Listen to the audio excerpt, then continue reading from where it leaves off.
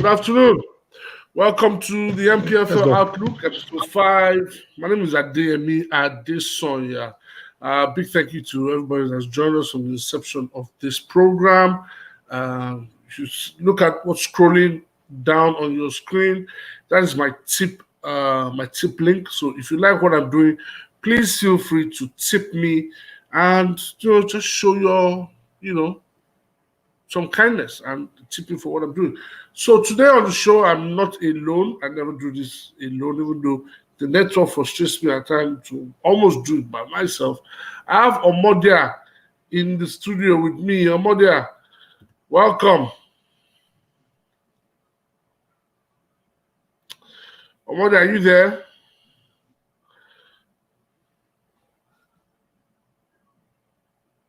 Unfortunately, the network is about to give us some grief again. If you're joining us, please feel free to drop your comments in the comment section. I have to say it very quickly. Yesterday, on Monday, was the third anniversary of the passing of someone that I hold very dearly and a mentor to me, Mr. Digitinobu. And I'd say thank you for all the words of conversation that I got yesterday and day before yesterday. Yesterday was also the third edition of his memorial symposium, and it went very well. Got a lot of feedback. Thank you to all those that joined in. All right, so on the show today, first port of call has to be the LMC, who have somehow found their voices of late. They found their voice of late.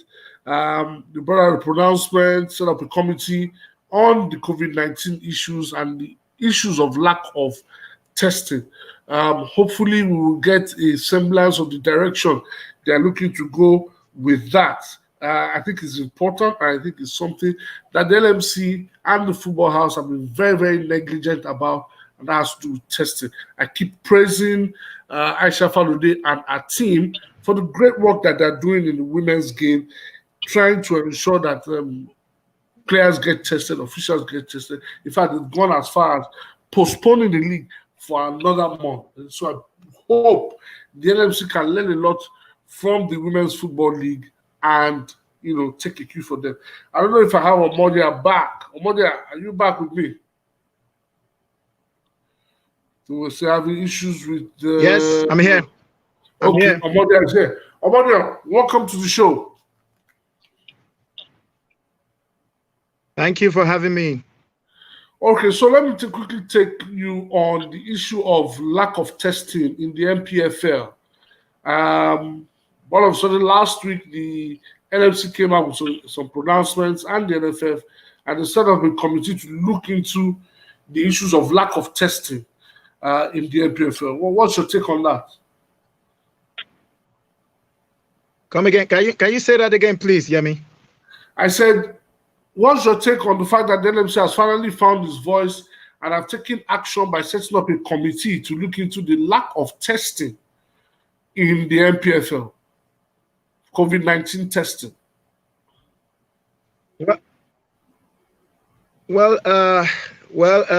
We expected this to happen. This was one of the issues that delayed the start of the league, and also the putting together of the NPFL TV and all of that. We know that there will be so much, worries concerning the COVID-19 testing, because first of all, 90% of the Nigerian Professional Football League clubs are state-owned, so they have to first of all wait for disbursement of funds, before they can even go to do this test, other than like the clubs that are privately run that can get money within 24 hours. But the government, it has to go through financing. It has to go through so many other, things. But as it stands now, thank God they've spoken up, because truth be told, the second wave of the virus is hitting hard all over the globe. In Europe, thank goodness, it's not that harsh in Africa, but we still need to keep the players safe. They are the major actors in the league. Just like you pointed out earlier on, Kudos to Aisha Falode. I remember a couple of weeks ago they had to delay the league just so that the teams can be the players can be tested. Well, it's not about just setting up a committee, Yemi. It's also about getting the committee to work as soon as possible, because the NPFL, so many things have happened in the past that we are not happy about.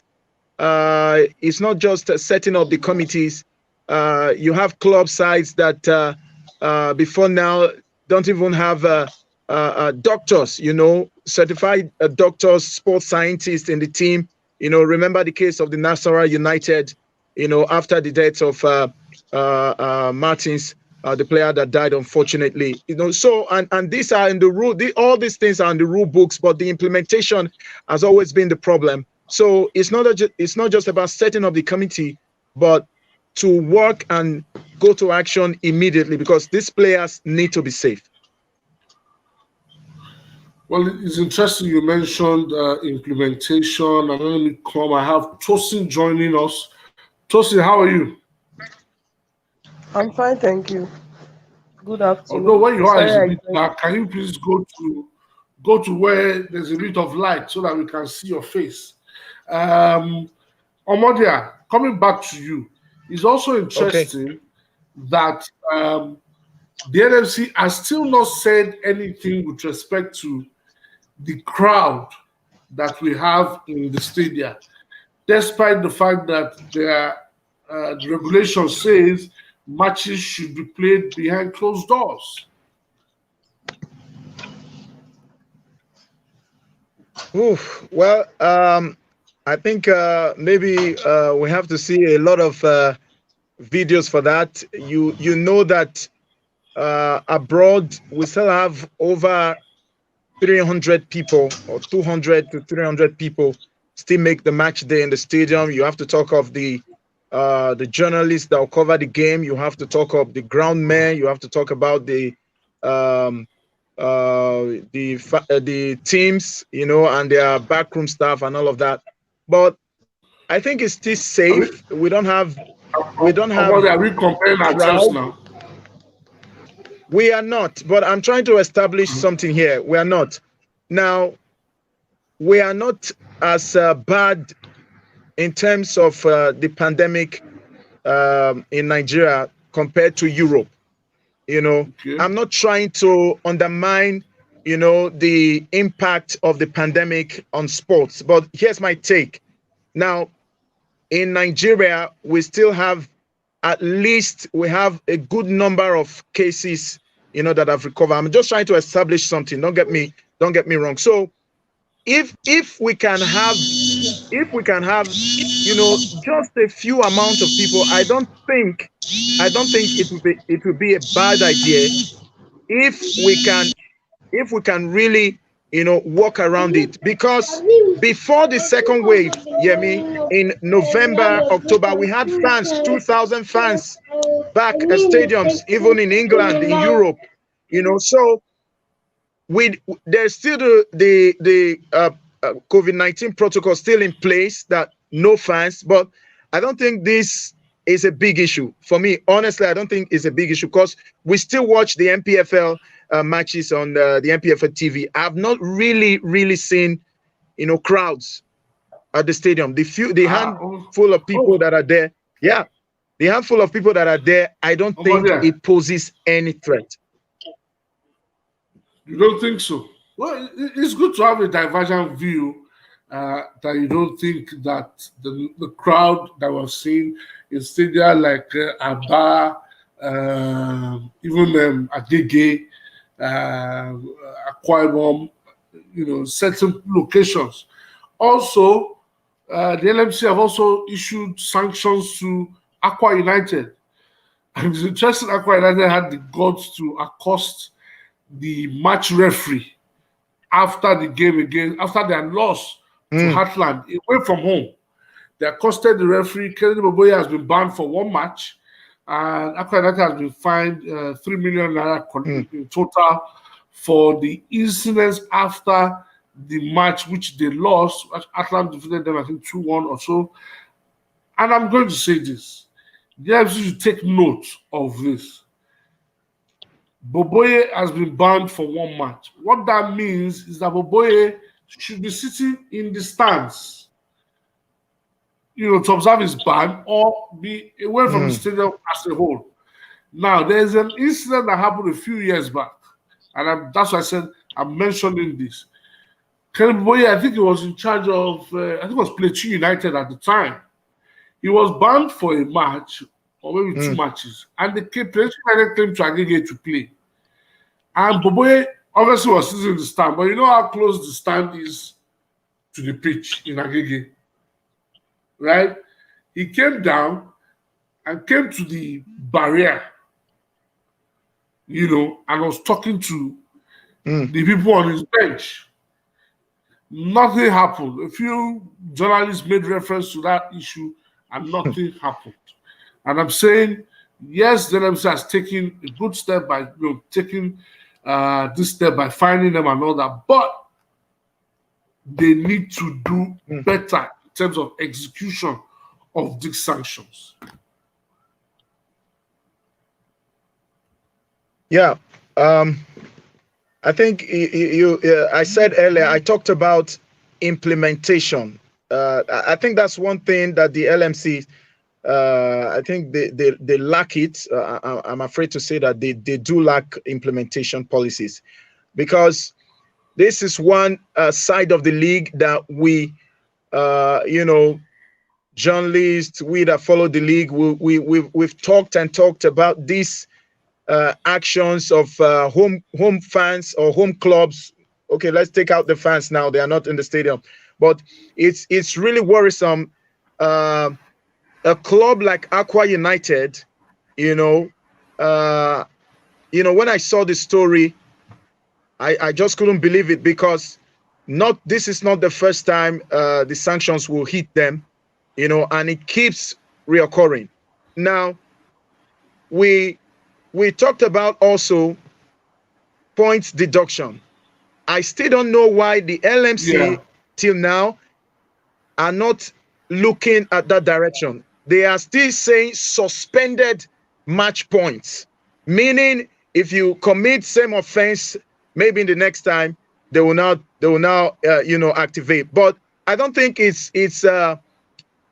shows any deterrent to anything, because it keeps happening. At this time and age, we still assault referees. We still don't have the spirit of sportsmanship.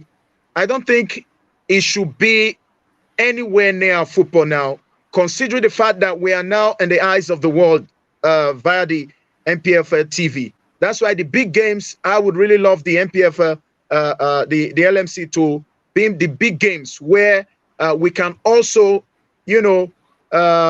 evaluate the professionalism of our match officials. That's another good point, because we understand and we have come to realize that when they know that they are in the eyes of the world, talking about our match officials now, they tend to do better, But that doesn't mean that regardless of the results, you have to take laws into your hand. It's one thing to suspend. It's one thing to sanction them with fines. But at the end of the day, I mean, do they really pay these fines? Because we had to investigate these things some years back. Yes, do they really pay these fines? Or you wait till the end of the season and just do a deduction of money accrued to this club? Because at the end of the season, if there are sponsorship money and coverage like this season we're having now, definitely there will be certain amount of money that will go to the 20 NPFL clubs. What is the LMC stand on these fines? Are they going to give a certain number of days for them to pay? That I didn't see in those sanctions. Because if you sanction and you don't put a timeline to it, how are they going to pay this money? Is it within 14 days? Is it within 21 days? Or at the end of the season? All these are under the carpet. We don't get to see or hear about this, how the clubs, the sanctioned club pay this money. This is on the one hand. That's why I will hit on implementation for the LMC. They don't have that. And if they don't have that, they should come out to tell us, if you sanction a club, how do they pay the fines? The coaches, you find Kennedy Boboye now a certain amount of money. Is he going to pay from his pockets? Is he going to pay? Is the club going to pay? And what is the timeline to the payment? I think these are the questions we should be asking the LMC, Yemi. Valid questions, but I can tell you for free that I'm sure that they don't pay these fines. And secondly, where are the deductions going to be made for? A league that has had no sponsorship, and it is alleged that they've been owing clubs prize money for at least 2 years. Well, let's leave the NMC and move to matters on the pitch. Rivers United went away, let's say, it's away still to Port Novo to execute their home leg of their second leg game against Bloemfontein Celtic in the CAF Confederations Cup, and they won comfortably. 3-0 win with Gordon Aguda scoring a brace. Now, what that means is that Rivers United will be taking on Eyimba in the final qualifying round to get into the group stage of the CAF Confederations Cup. So 2 Nigerian clubs go head-to-head for one place. I don't like it, but that's the luck of the draw for us. Commander, what can we expect from that potential tie, and how huge is that game for Nigerian football?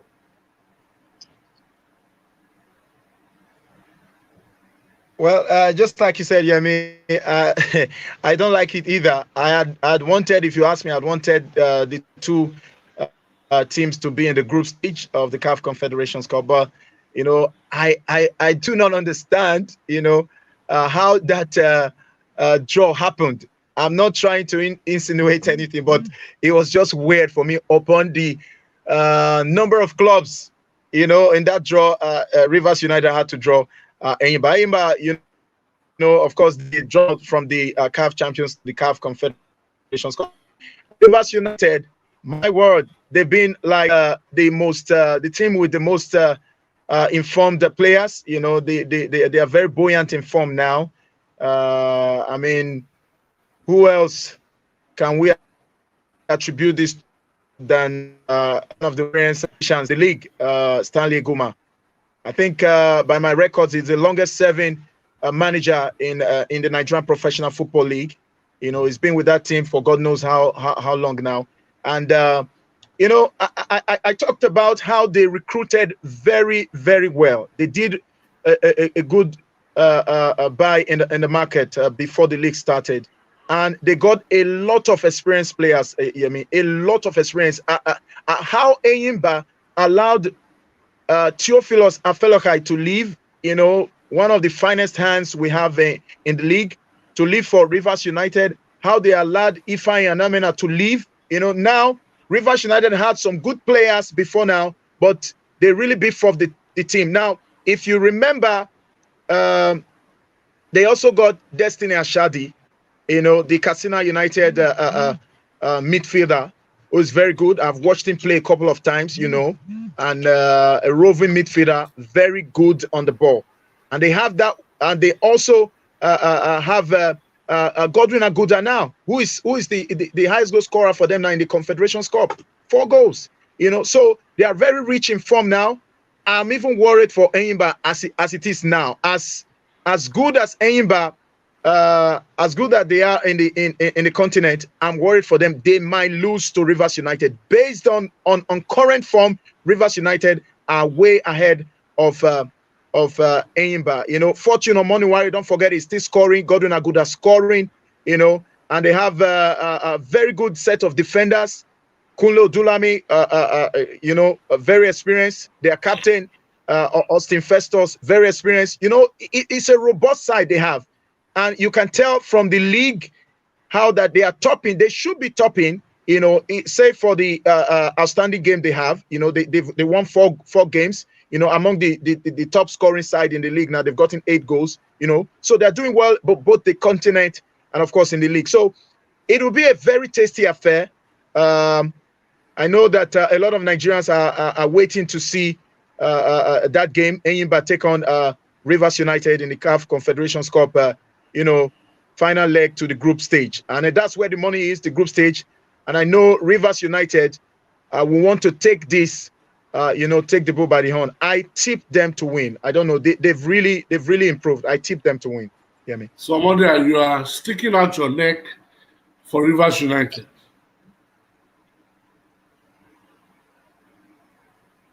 I'm sticking out my neck for Rivers United. They are very good on the road now. Okay, fantastic. I actually think Rivers United are probably the most equipped team in the league. I've criticized Stanley Guma for many years, and I've learned not to criticize him anymore, because the man can be in that job for this long, then he must be doing something right as far as his employers are concerned. Yeah, exactly. Now let's go to Exactly. the league results from match day 6. Match day 6 of the NPFL. Let's go to the league results. Let me see. Okay, so Adamawa United won, Eyimba 2. Katsina United were held at home by Plateau United. Heartland 2, Aqua United 1. That's the game we spoke about. Kwara United 1, Ifeanyi 0. Wiki Tourist 2, Jigawa Golden Stars 0. Rangers 0, Lobby Stars 0. And that was one of the star games from last week. Lobby putting up a good performance and getting a 0-0 scoreline there.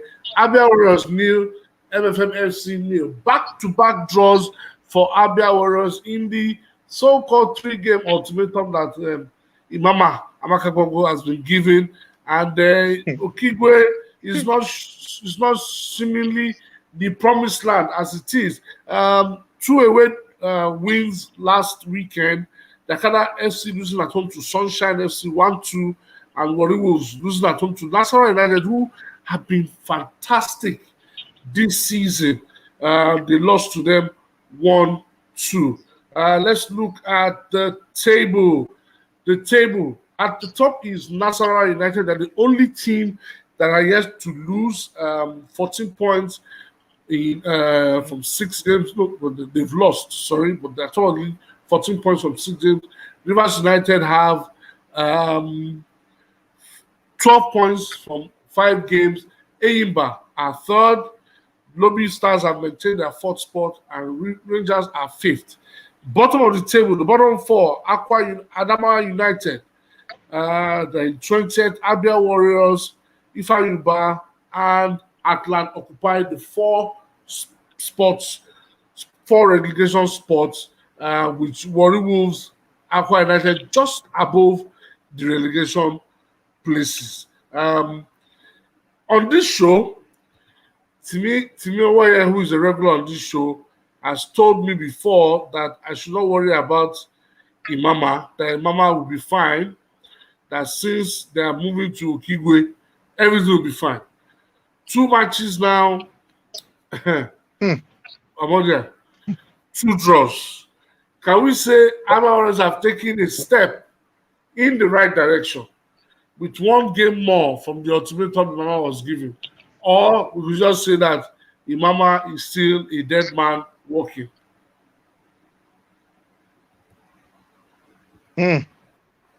Wow, I don't know why Timmy said that. I don't know if there's something. Is there something on the inside the Okigwe pitch that will make them win?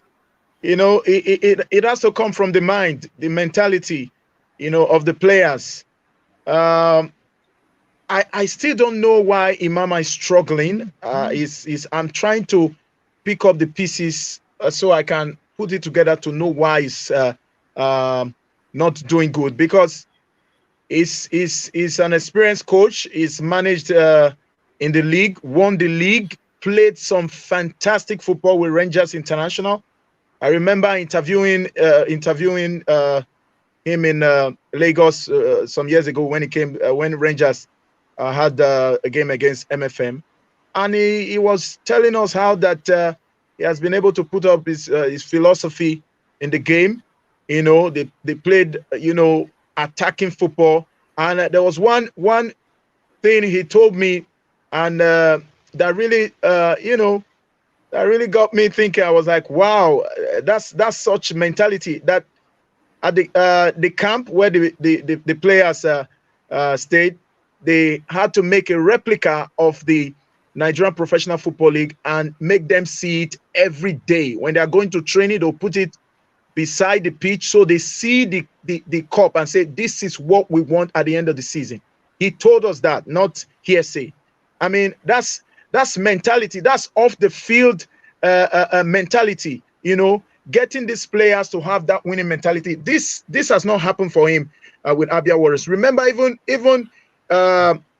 before the whole coronavirus pandemic stopped the league, he wasn't doing too well, and now the league has started, and I mean, it's just poor. It's just poor. Now, if you remember, when he handled the under-23 team that missed out on the Olympic, he said they didn't take to his tactics on the field.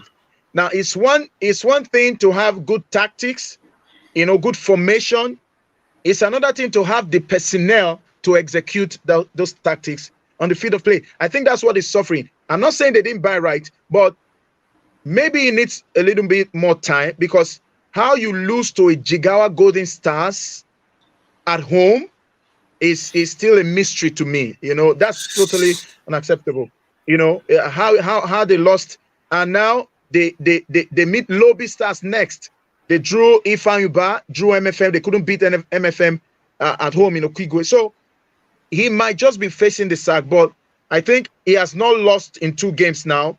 But Lobby Stars are a very good side. I don't think he will get a point in Makurdi.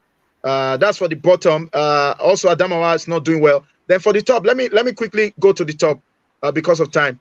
I mean, Nasarawa, of course, they have a very experienced coach who's managed most of the northern side. Mohamed Baba Ganaru, very experienced as well. He knows how to play defensive football. If you see now, they are the side that has considered the least goals, if I'm not mistaken, in the league. So he knows his football. They play total football. Talking about Nasarawa United, Warri Wolves is a ground you don't go to win, and they got a win there. They've had 7 points off the road and 7 points at home. That makes 14. They top the league now. And Rivers United, another side with good points. If they win today, now remember Rivers United, they have a game outstanding against Kano Pillars today. Now so that'll be at the Ahmadu Bello Stadium in Kaduna. I hope they pick a point from there.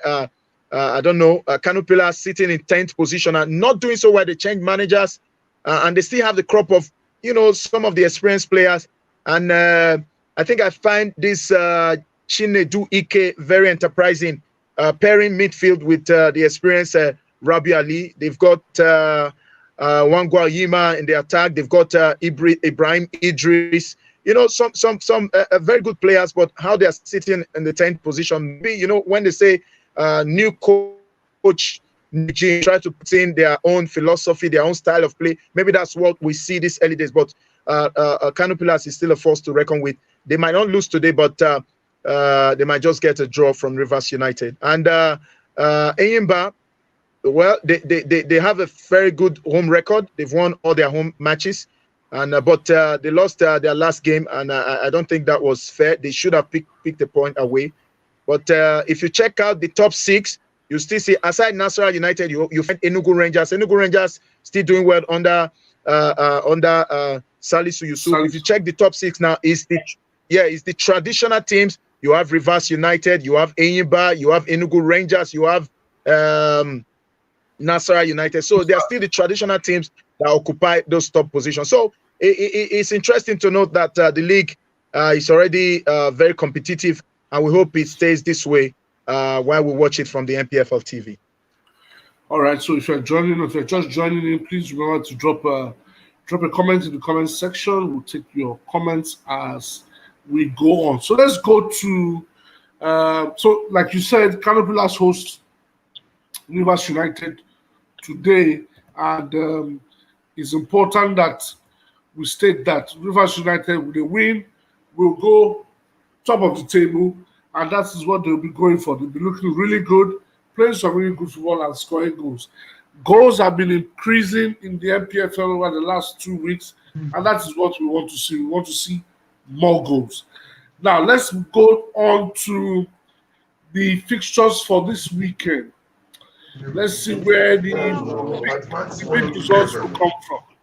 The big results will come from, let's see where our fixtures. Okay, fixtures, big game in Uyo. Aqua United will be hosting Kano Pillars. Big game because of the size of the teams involved, but not so big with respect to their positions on the table. Sunshine Stars will host Rangers International. Mego Gubote will be welcoming his former team to Akure. Lobby Stars will be hosting Abia Warriors, like Omodia said earlier, Imama Last Chance Saloon. This is the last game of the so-called 3-match ultimatum. It was given. Ifa Yuba host Wiki Tourist. Plateau United host Nasarawa United. That's another really good game. MFM are at home to Kwara United. Rivers United should make light work of Adama United. Likewise, Eyimba should make light work of Katsina United. Jigawa Golden Stars host Heartland, and Dakar FC host Warriors. Interestingly, Dakar FC and Warriors both lost excuse me, their home games last week. So, what is going to happen? Whose favor is that game going to do that? But let me look at the big game that I think stands out. Just for the fact that Ogbote used to be in charge of Rangers, I would say that's a game to look out for. And also, Plateau United taking on Nassau United. That is a derby of some sort. Both states are just beside each other. Omoda, which game will you be looking at?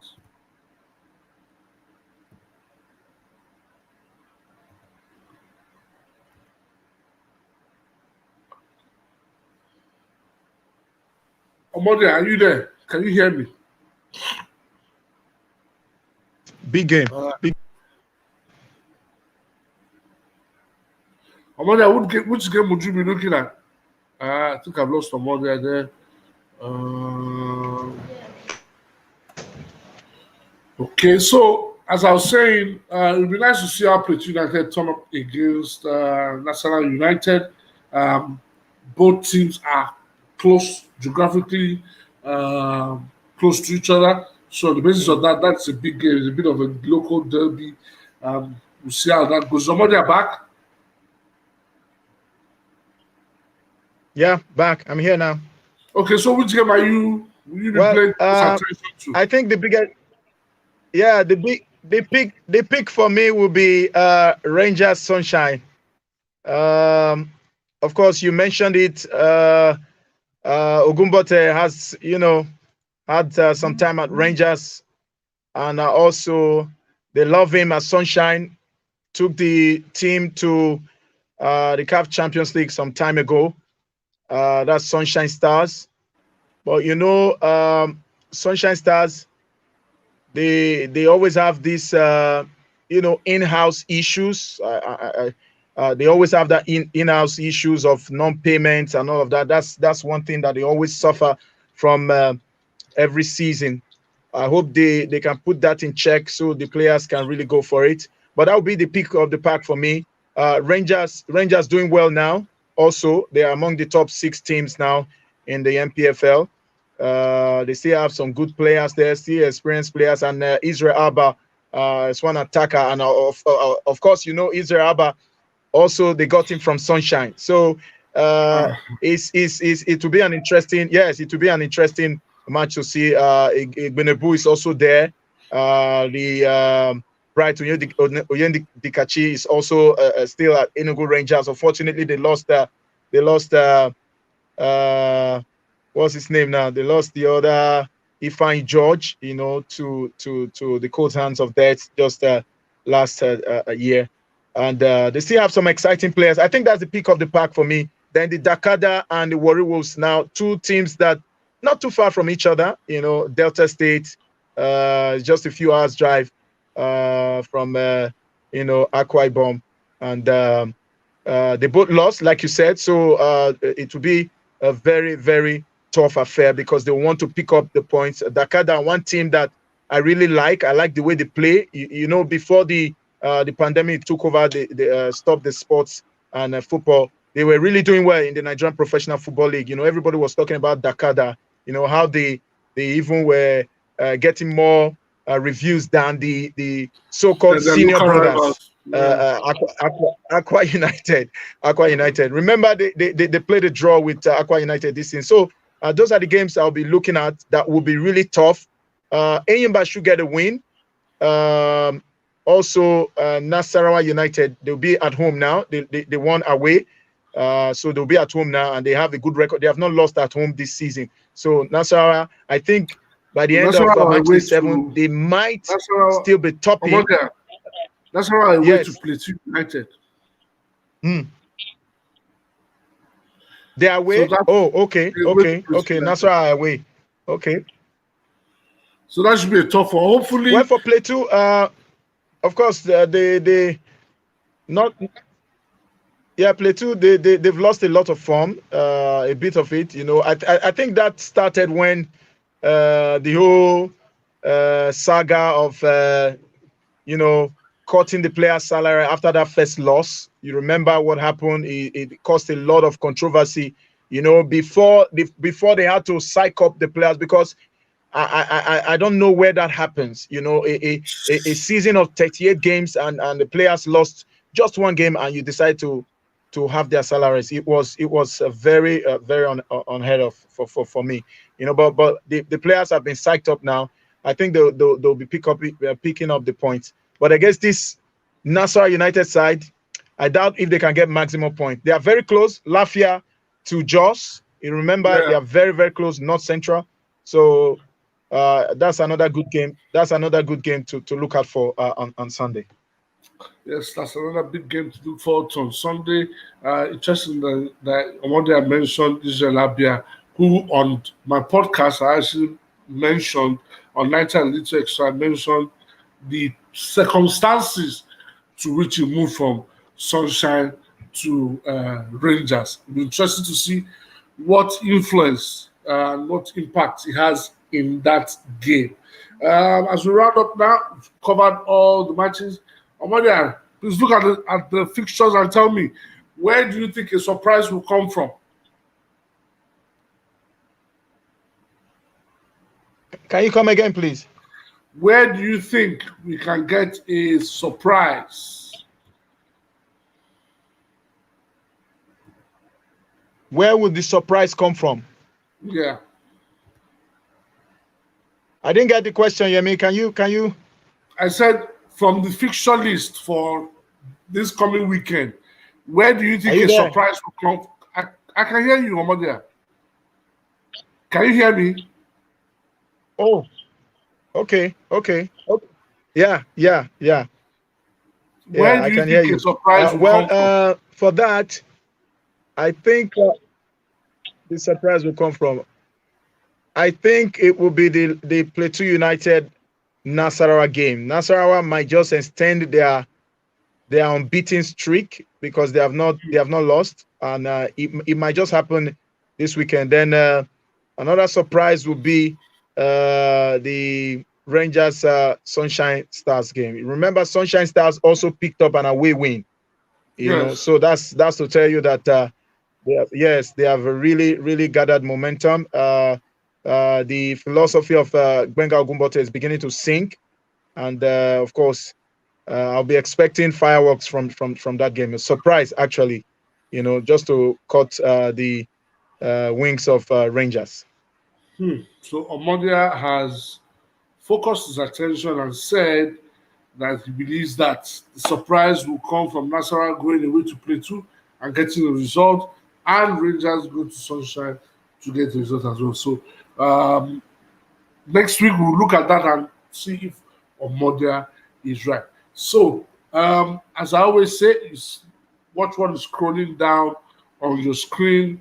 It's my tip account. So if you like what I'm doing, you can just drop me a tip and just to support the ministry. And of course, remember to subscribe to my YouTube channel, and also, as much as possible, rate us, like the video, like it. If you don't like it, unlike it, and let's just know that yes, we're making progress. And if you listen to my podcast, either 90 and extra or no touchscreens, please ensure that you rate us, especially on the Apple podcast.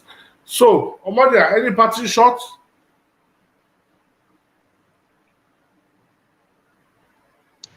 Well, Nasara to get away win 2-1. Let me write that down. Dakada to get a draw against Warri Wolves. Dakada draw. And Sunshine Stars to beat Rangers 1-0. Sunshine Stars to beat Rangers 1-0. Lovely, lovely. Thank you, everybody that's joined us. Thank you, Omodia, for joining us. I would say I've taken note of that prediction. Plateau United 1, Nasarawa 2, Dakada to draw, Sunshine to beat Rangers 1-0. Dakada to draw, yes. Rangers to win. Fantastic. Rangers to win or Sunshine to win? Sunshine to win 1-0. Sunshine to win 1-0. All right. So thank you, Omodia, for joining in. Thank you for joining us, everybody. And until next week, when we come back to you, this has been NPFL Outlook. Thank you and bye for now.